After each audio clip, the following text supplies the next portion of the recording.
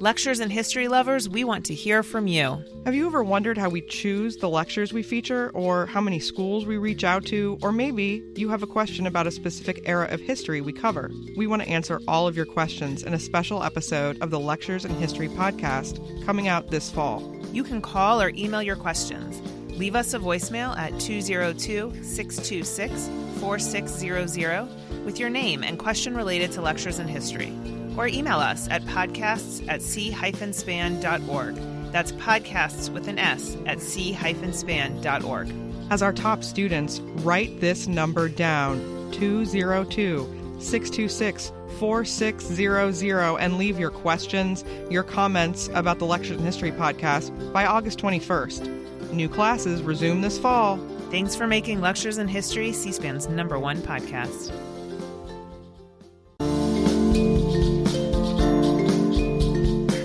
The Lewis and Clark expedition suffered its first and only fatality in August 1804, when Sergeant Charles Floyd died near modern-day Sioux City, Iowa. Lewis diagnosed him as having bilious colic, but historians now believe he suffered from a burst appendix. Over the next 2 years, the expedition endured everything from dysentery and snake bites to dislocated shoulders and even venereal disease, but amazingly, no one else perished before the explorers returned to St. Louis in September 1806. Hi, I'm Shannon Rice, the podcast producer here at C-SPAN, and this week, a lecture from Brigham Young University professor Jay Buckley. He provides more insights into Lewis and Clark's expedition across America. He also describes their goal to map a route to the Pacific coast, as well as to gather information on the people, flora, and fauna in the new territory. Hold on to your hats. Class starts right after this. So today we're going to be looking at the Lewis and Clark expedition and discussing some of the ramifications of this most important expedition. Some people have classified the Lewis and Clark expedition and compared it to the Odyssey of the Greek tragedies, just like the Civil War, sometimes seen as America's Iliad of that great epic battle. And so this great voyage of the Lewis and Clark expedition will be quite significant and important. A few years ago, the Atlantic Monthly did a survey of the top 100 most influential figures in American history, and Lewis and Clark make the list at 70. And what I find interesting is they're the only names on the entire list where they're listed together. So it's almost like they're inseparable. And the Smithsonian did one just 5 years ago on the 100 most significant Americans, and Meriwether Lewis and William Clark again made that list, and they were also hooked together. And Sacagawea, who accompanied the expedition, also made it. So this young teenage Shoshone woman was considered one of the 100 most significant Americans. So there is an impression across the United States that the Lewis and Clark expedition was significant, and that the people that went along are important for our country's history. Today we're going to discuss the expedition in three main facets. We're going to look at it as the causes and historical context, the event itself, and the significance of the expedition. Wanted to start out with this quote from Thomas Jefferson. This was in a letter he wrote George Rogers Clark, who was the older brother of William Clark. And this was written in 1780, so it's just a few years after the Declaration of Independence, and a few years before the Constitution is ratified. And he says, "We shall form to the American Union a barrier against the dangerous extension of the British province of Canada, and add to the Empire of Liberty an extensive and fertile country, thereby converting dangerous enemies into valuable friends." So even during the time of the Articles of Confederation, Jefferson is sending letters to various peoples to kind of formulate this Empire of Liberty that he had in mind. Now, Jefferson was a child of the Enlightenment. He knew the significance of enlightenment through exploration. that people on the ground seeing things and writing them down and recording those would be very valuable for science. And so his attempts to explore what became the United States are legendary. These are just three of the attempts that he made. First was to George Rogers Clark in that letter that we just read.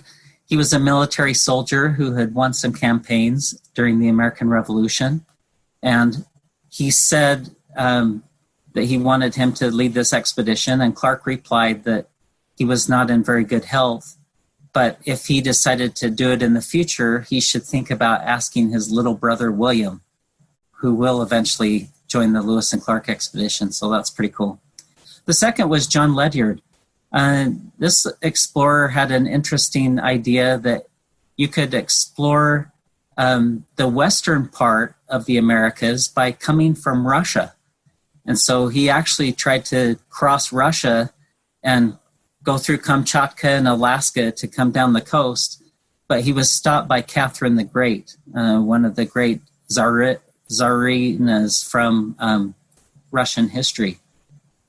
André Michaux was a French botanist, and Jefferson, as a founding member of the American Philosophical Society in Philadelphia, got enough support to try to get him to at least find the flora of the West and bring that knowledge back to his friends at the Philosophical Society.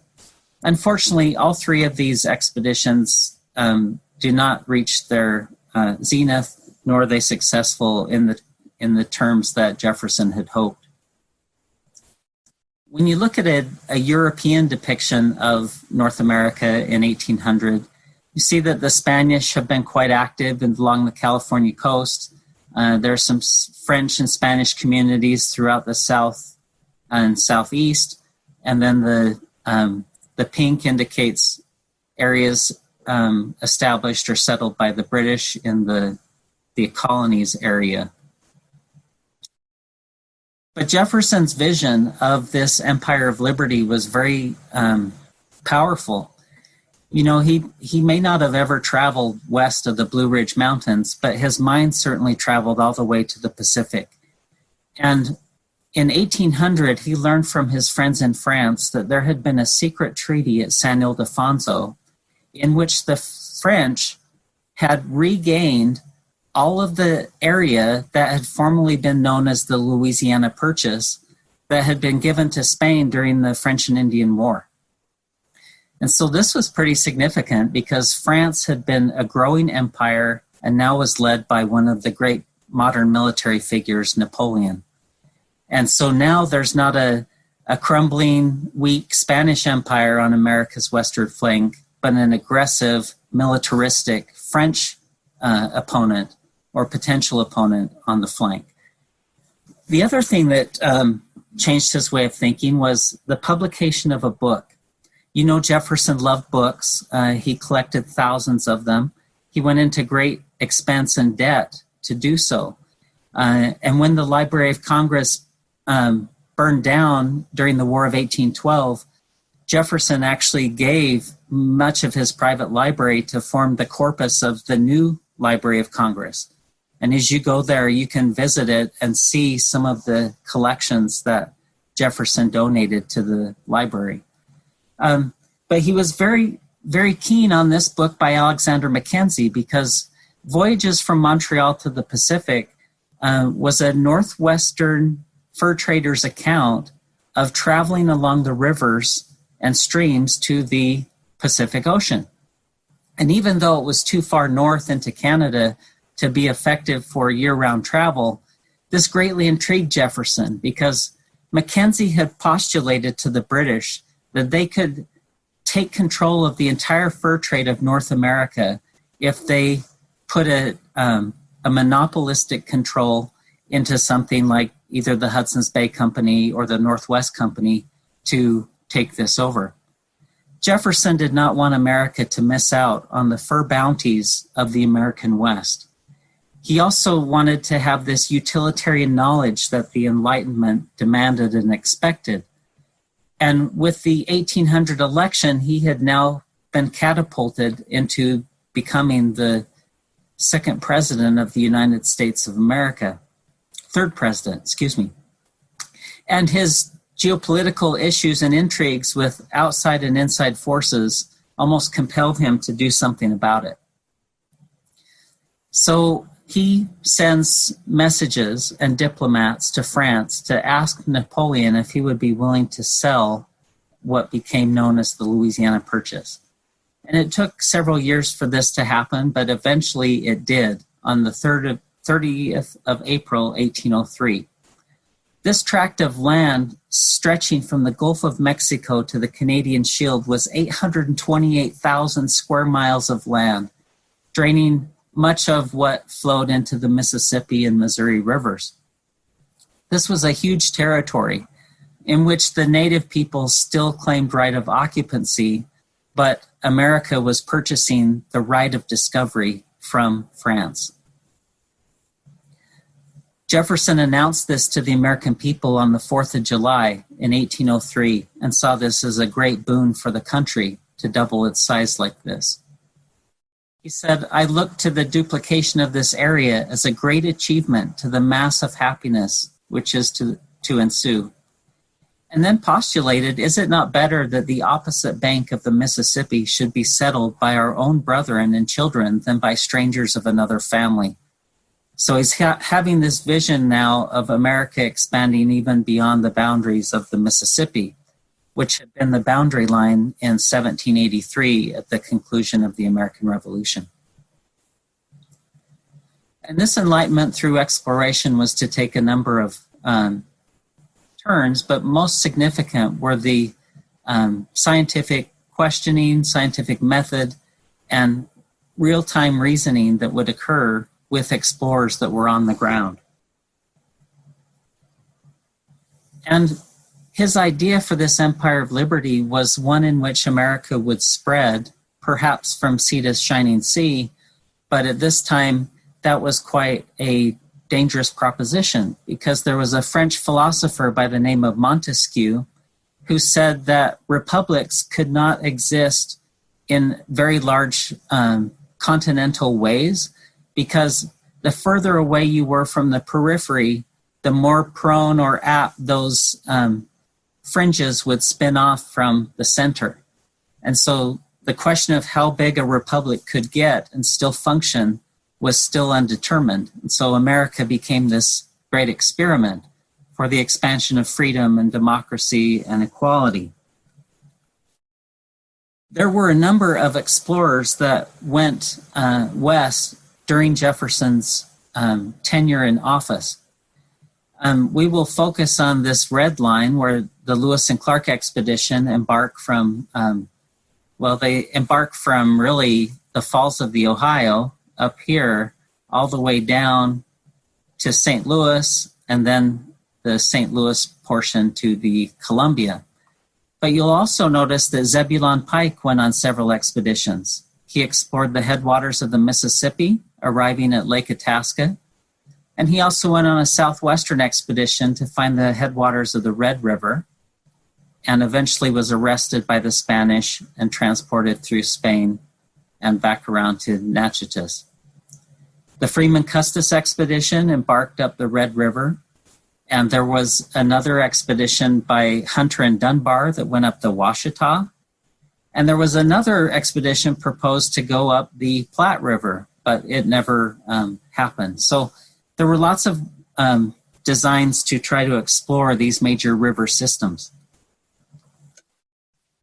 And one of the reasons why the Lewis and Clark expedition is more famous than all of these others is because some of the others were actually turned back by the Spanish.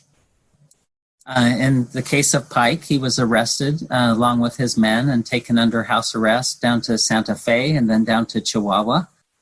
The Freeman and Custis expedition was turned back by the Spanish.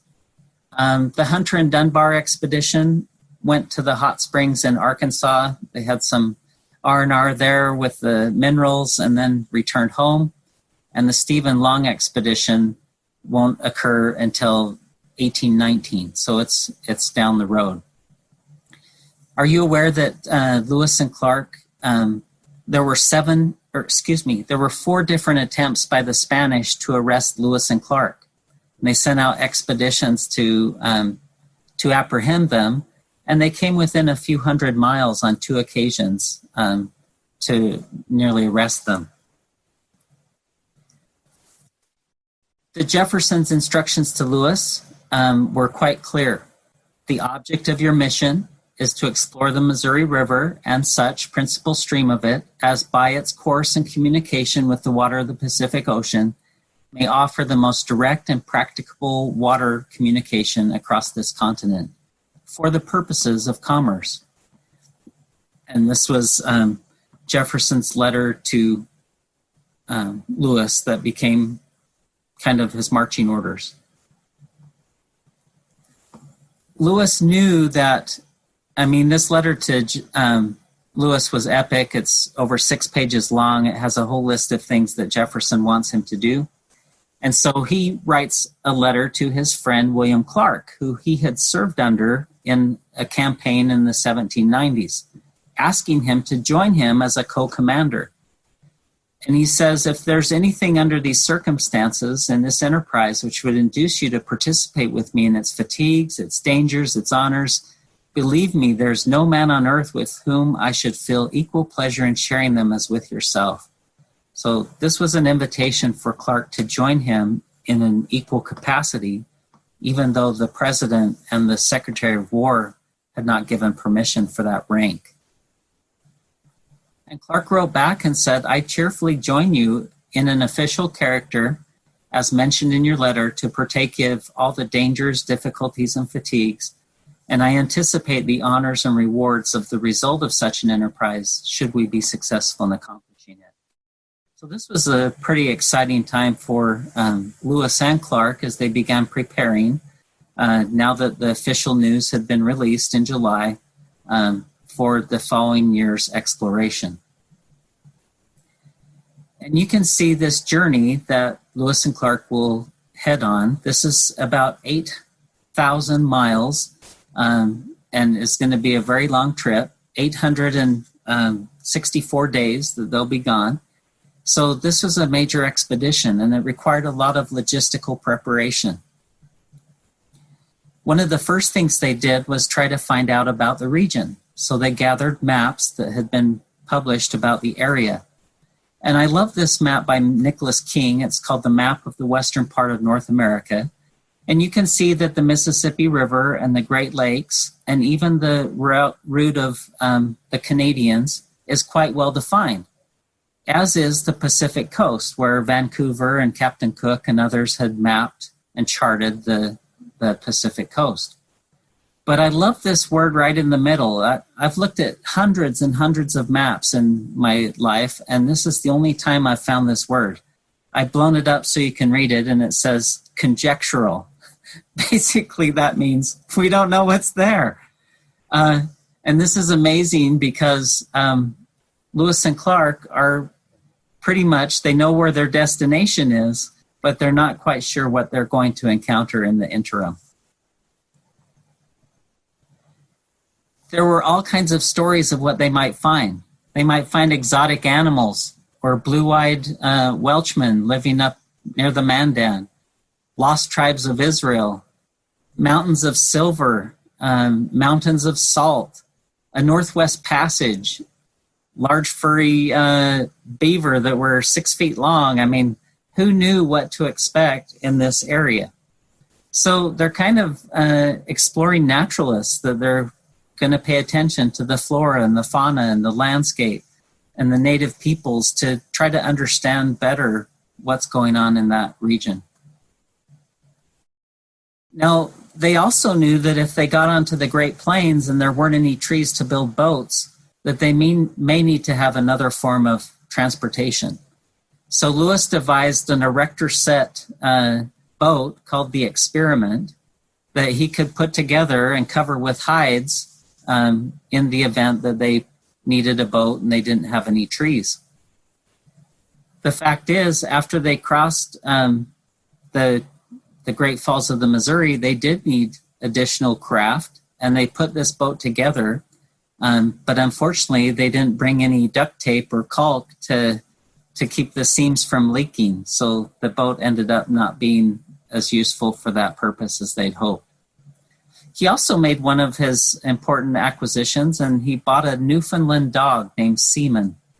We don't know whether he was a black dog or the red and white colors of the Newfies, but Seaman will play an important role as kind of the mascot and pet along the journey. He and Clark meet near the Falls of the Ohio on Clark's Point near Louisville, Kentucky. And in October, they start discussing the kinds of things that they will need to have a successful voyage. Clark had been in the military as a captain, or as a lieutenant, and Lewis was now formally a captain. They kept up the charade that they had both become captains, and so they refer to one another as captain, even though Clark's not promoted until later on. Clark bid his family a fond farewell. His family lived at the Falls of the Ohio in Kentucky, which had been a province or county of Virginia until it became a state in the 1790s. And so they head down on this keelboat, or barge more properly, that was about 55 feet long and could tow 10 to 12 tons of material. They also did some recruiting. And as they went to the forts, some of the officers tried to give them the people they wanted to get out of the fort. They wanted to vote off the island, so to speak. But Lewis and Clark were quite careful in who they chose. They wanted unmarried men primarily that could participate in these dangers and fatigues. And there were only one or two married men that actually went on the expedition. Almost all of the others are single. And when all is said and done, about 55 members embark in St. Louis in May of 1804. Sergeant Gass was one of the non-commissioned officers that joined them. He passed inspection. And they built a winter encampment on the Illinois side of the river because the transfer of the Louisiana Territory had not taken place yet. So they were waiting for that formal ceremony to occur. During the winter, however, they were quite busy. Lewis went to St. Louis to procure supplies, and Clark spent most of the time training the men in shooting and also in the other things that they would need to be successful. Now, there were at least 5 journalists who kept records of this expedition. Lewis and Clark will both be some of the most important writers. There are several stretches in which Lewis either did not write or we've lost those entries. Clark wrote all but 10 days, and even those 10 days when he was gone on a hunting trip, he summarized. So he basically accounted for every day of the expedition, which is quite remarkable. When you look at the words of Lewis and Clark and their enlisted men, they wrote more words than are contained in the Holy Bible. So this is a pretty extensive record, and it's been digitized. It's available free for the public at the University of Nebraska Press. It's a national treasure because it can be searched and keyword search for almost any kind of topic you can think about. Now, the expedition was kind of a village on the move. Lewis was the trained scientist. Jefferson had sent him to Philadelphia to meet with his friends, the Philosophical Society and the University of Pennsylvania, to receive training on how to take astronomical observations and to the equipment that he would need and things like that. Clark was the soldier. He's the one who made the expedition happen. He's the one day to day that's getting the boats up the river. He's making the maps. He's overseeing the men. York was his body servant. They had been lifelong companions, and Clark took him with him on the trip. They will meet Sacagawea a third of the way into the expedition. We'll talk more about her when that happens. They had French voyageurs that were the boatmen to take them upstream. They had regular army, and they also had civilians who were hunters and interpreters, people like John Coulter and George Drouillard. They carried with them a huge amount of trade goods to give as gifts to the tribes that they met. They also had tokens of sovereignty, like these peace medals with Jefferson on the front and the hands clasped of a native and soldier on the back with the words peace and friendship. These are called Jefferson Peace Medals, and they're quite famous. The Mint has actually remade replicas of them, and I have some in my office that you can come see. They have textiles. These are Hudson's Bay blankets, similar to the ones we've looked at before, and especially trade beads. The Lewis and Clark beads here and here, but the ones that the natives liked the most seem to be the blue beads, and they traded those at almost every stop that they went. Well, they gathered this 10 tons of material and they put it inside this barge. And Clark had also made some platforms that could be marched on by the men as they were pulling the boat upstream, and also raised as defensive shields if their boat ever came under attack. So it's quite an ingenious way to do that. And here's a drawing that he made of the barge. And on the 14th of May, 1804, they set out from St. Louis under a gentle breeze. They traveled up through St. Charles and up the mighty Missouri River. It was a challenge to go upstream. The river flows at 4 to 12 miles an hour, depending on what currents and eddies that you're in. And so this was a very laborious way to try to get upstream. Sometimes they would row. Other times they would pull when they could push against a hard bottom. They could furl their sails if the wind was blowing in the right direction. And of course, the rivers meander, and so this may only last for a short distance before you'd have to try a different method. They even attached long ropes to the front of the boats so that they could pull them from the shore. But you can imagine how fun that would be to try to pull this 10-ton boat upstream. In addition to the large keel boat or barge, they had 2 red and white pirogues. That's a French word for a fancy canoe. And they became the boats that would be used for hunting expeditions, to travel faster, or to set up camp, or to other kinds of things because of their greater mobility. So these are the 3 main vessels that are hauling these 55 men. Clark was the principal cartographer and map maker. He was very good at dead reckoning. He also had the gift of seeing the landscape from a horizontal point of view. So think about it as you're looking across the landscape horizontally, but you could see it vertically like you're looking down from an airplane. That's the kind of maps that he's drawing, is from the top view. And so he actually does a pretty good job with his distances. I think he was off something like 30 miles after this entire journey of just using a compass and estimations on how far they would travel. So it's pretty amazing.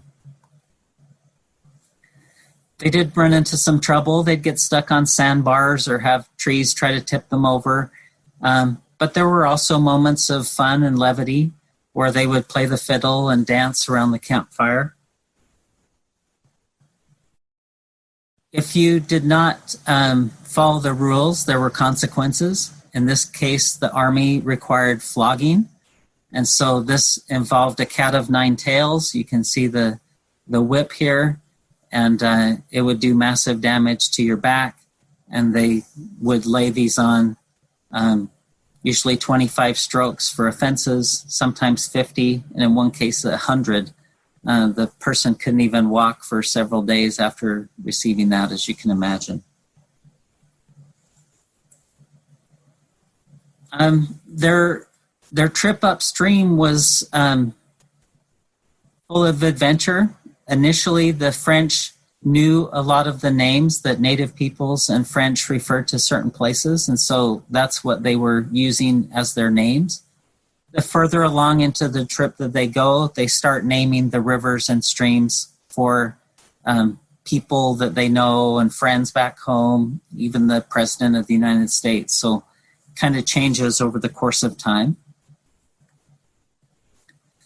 Lewis is primarily walking on the shore by himself, sometimes accompanied by seamen. He's observing the flora and the fauna. He's taking detailed notes. He's gathering specimens. He's kind of being this scientific explorer. Meanwhile, Clark is running the barge and making sure that all of the expedition's moving forward. Lewis had a narrow escape with death where he came to the edge of a cliff, nearly fell off. He grabbed his hunting knife and dug it into the side of the mountain to hold himself from falling into the river. And here are the people down below that are wondering whether Lewis is going to be dead or not that night.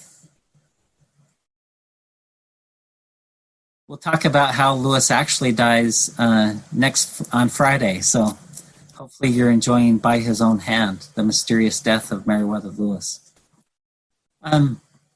At night, they would sit down and write in their journals. Sometimes they would copy from one another. There's a private who keeps record every day. And so after the journey's over, Lewis and Clark will try to buy all of the journals that were kept by other individuals so that they could put this all into one record.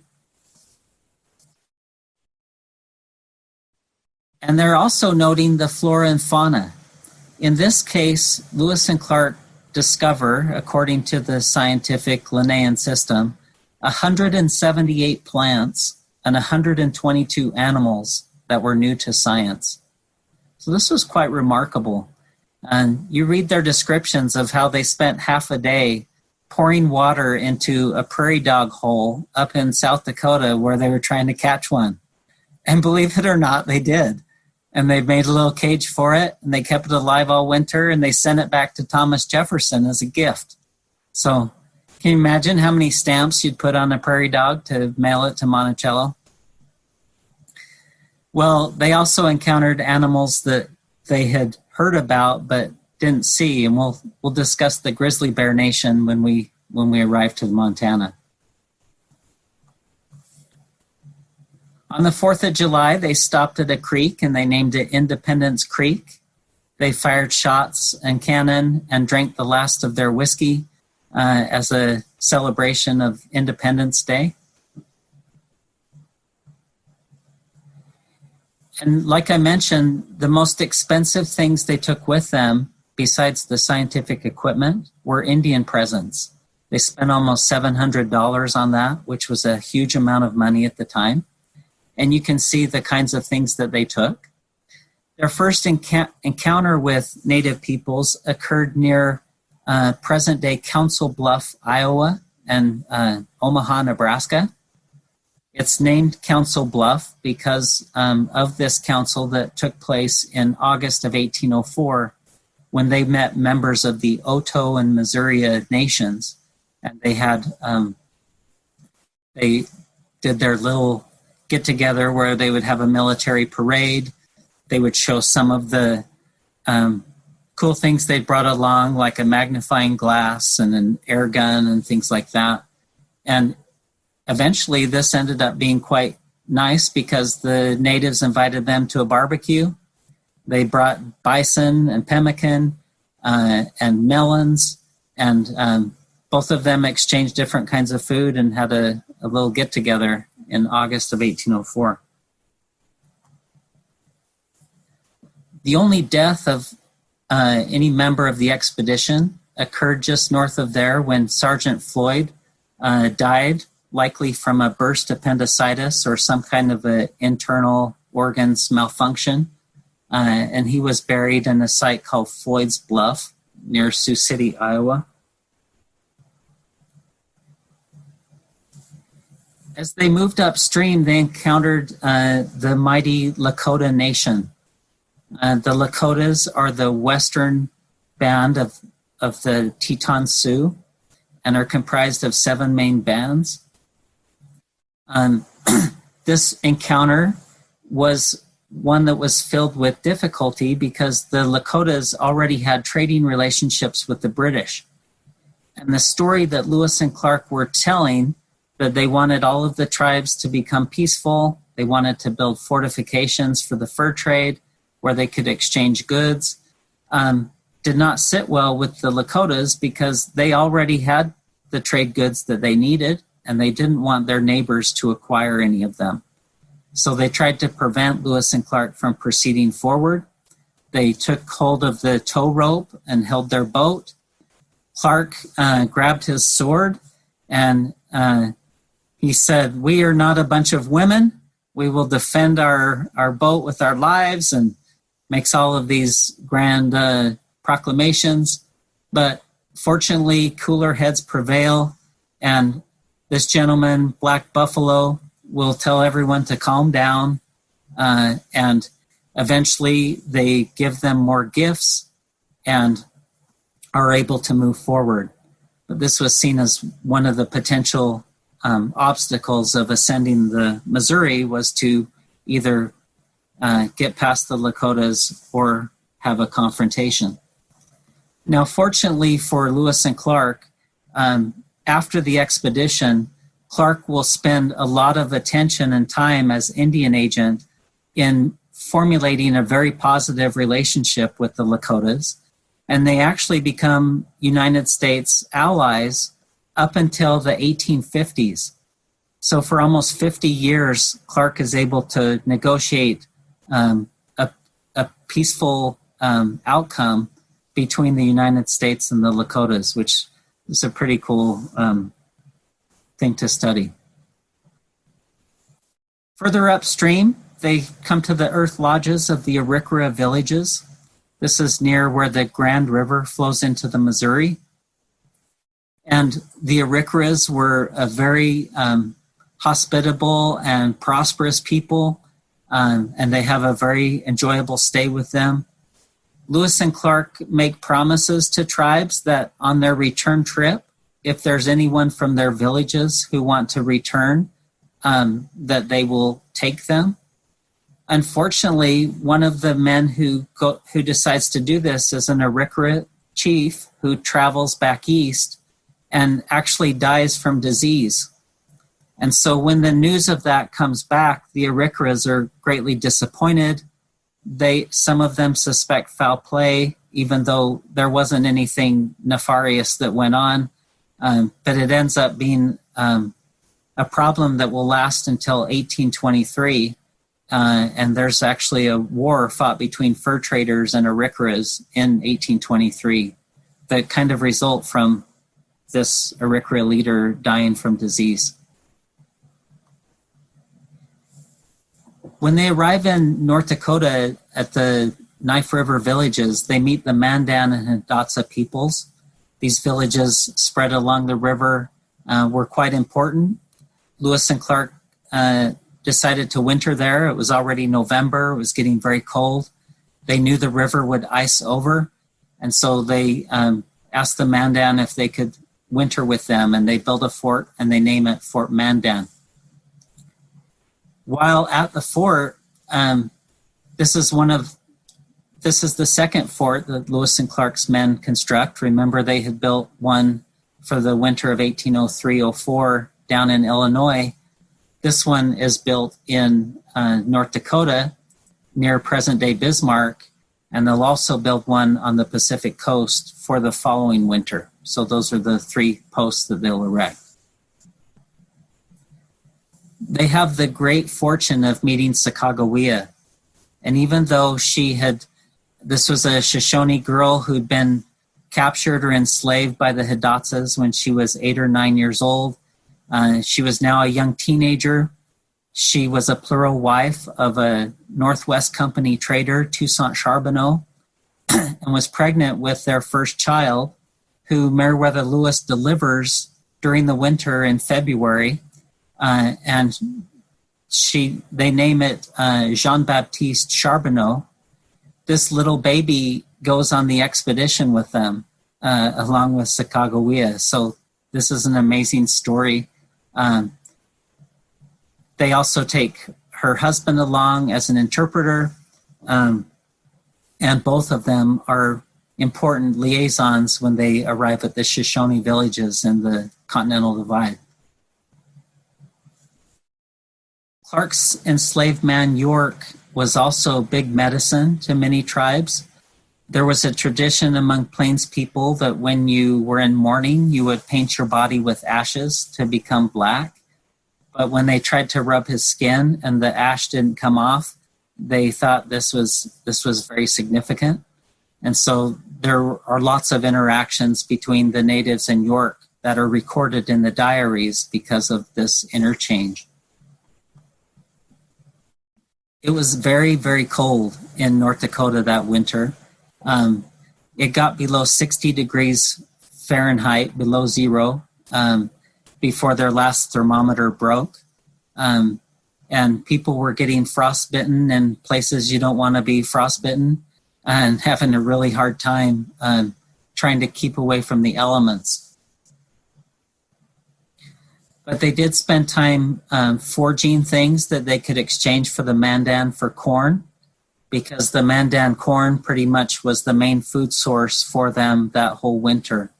So they would exchange these goods for the corn.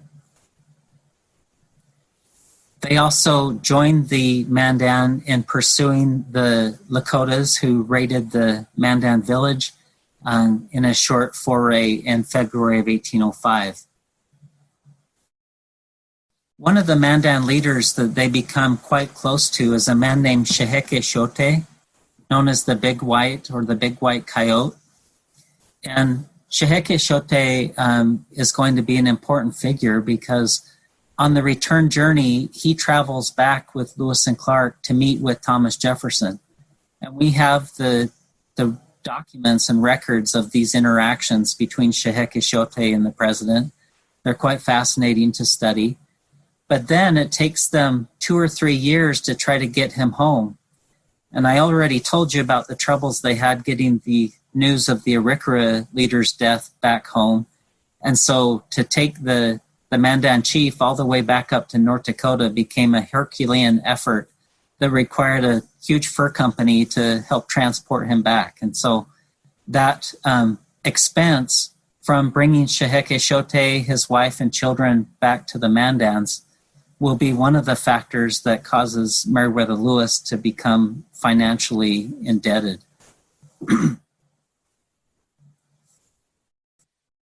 I told you already that they gave a gift of a prairie dog to the president. They also sent him a magpie, and they sent him some elk antlers. And these antlers still hang in the entryway of Monticello. If you visited in Charlottesville, Virginia, you can see those elk antlers still hanging there. So it's pretty cool that they're still there. They were traveling now upstream in canoes because they heard from the Hidatsas and Mandans that the Missouri River had a great series of cataracts or falls in which the boat could not proceed past. And so they had to construct these 7 canoes to proceed forward. They traveled through beautiful country in Montana, like the White Cliffs of the Missouri, that are still a very favorable canoeing and rafting place. I often take Lewis and Clark groups on this 3-day float trip through the White Cliffs because it's such a stunning place to be. It's just kind of magical. They arrived at a river that flowed into the Missouri, and they could not decide which one was the principal stream. And so they decided to have a vote. And at this time, they had sent about 25 of the people home on the keelboat from the Mandan villages, and they had 33 members of the permanent party, which included Sacagawea, her baby, and her husband.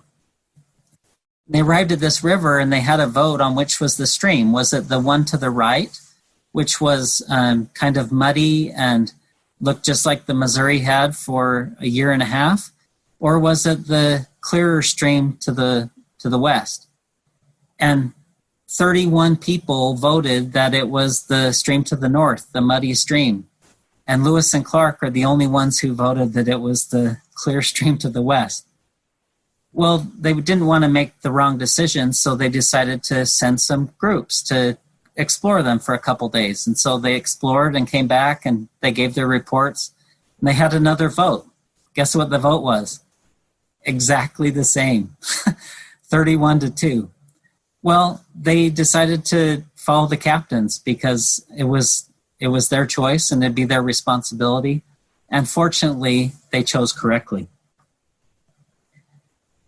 As they proceeded up from this confluence of the Marias River and the Missouri River, they started to encounter a different landscape on the plains. And Lewis forged ahead to make sure they were on the right stream, and he was separated from the group. And in a 24-hour period, he was nearly killed by a buffalo bull, a badger or wolverine, a rattlesnake, and a grizzly bear. And that night in his journal, he says, "The entire animal kingdom has conspired against me." He was scared out of his mind up near Great Falls, Montana. Fortunately, the bear didn't eat him, so he survived that. And he arrived at the Great Falls, and he wrote that this was such a splendid view. He said, "I again viewed the falls and was so much disgusted with the imperfect idea which it conveyed of the scene that I determined to draw my pen across it and begin again. But then I reflected that I could not perhaps succeed better than penning the first impressions of my mind."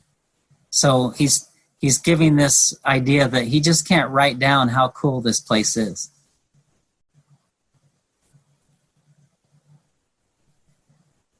And eventually the rest of the party arrive, and they know how difficult it would be to try to get boats around this. So they know they had to portage. Portage means to take the boats out and take them overland. So they cut down some trees and they make some wheels out of them, and they start carting them for 18 to 19 miles across the prairie at Great Falls. Unfortunately, there was lots of prickly pear that was puncturing their moccasins. It was a great pain in the legs and feet and created all kinds of problems. Here's a fellow picking it out of his toes. But eventually they are able to get these vessels all the way to the upper portage, and there they make camp. But they also run into huge numbers of grizzly bears. The grizzlies were so numerous at the Missouri because either they could fish at the each of the falls, because the fish would have a hard time ascending the river there, would gather in the pools. And they also feasted on carrion of animals who drowned in the Missouri. And these bears were not afraid of people. And this is the only time that the Lewis and Clark expedition ever declares war. Lewis declares war against the Grizzly Bear Nation in 1805.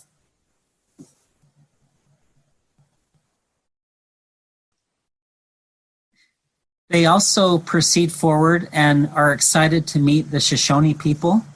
These are the tribe of Sacagawea, and they were very happy to visit with her and meet. They meet the Flatheads and negotiate trade with horses. They meet the Nez Perce and do the same thing. These tribes of the Columbia Plateau were very friendly. They were open to American trade and were excited to welcome the explorers, and they had very good relations with all of these groups. The Nez Perce told them that they were going to have a difficult mountain crossing, So they traded for more horses, and then they made the laborious trek across the Bitterroot Mountains. Had a very tough time of it.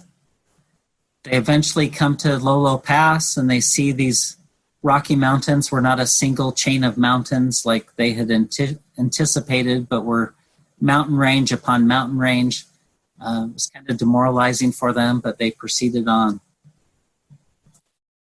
After crossing the Rocky Mountains, they arrived at the Weippe Prairie and met another group of Nez Perce who were very friendly to them. And there are lots of stories of their interactions together. The Nez Perce agree to keep their horses, and Lewis and Clark make more boats so that they can proceed down the river to the Columbia River and eventually to the Pacific.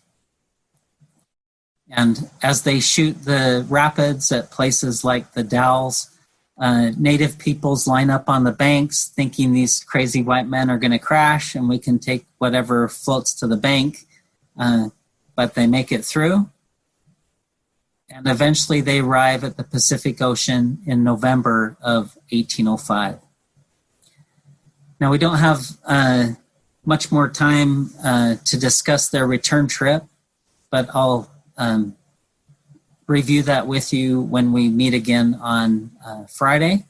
But I want to thank you for your attention for today. And if you have any questions, I'm happy to entertain them.